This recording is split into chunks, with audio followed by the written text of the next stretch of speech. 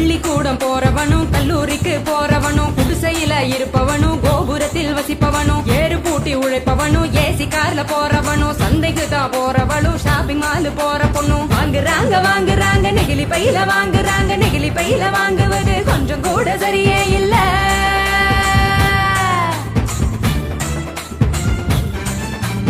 5 நிமிஷம் யூஸ் பண்ணி அங்கே இங்க போடுறாங்க குப்பையில சேருதுங்க குவியலாக குவியுதுங்க மண்ணோடு கலக்குதுங்க மண் வளத்தை கெடுக்குதுங்க.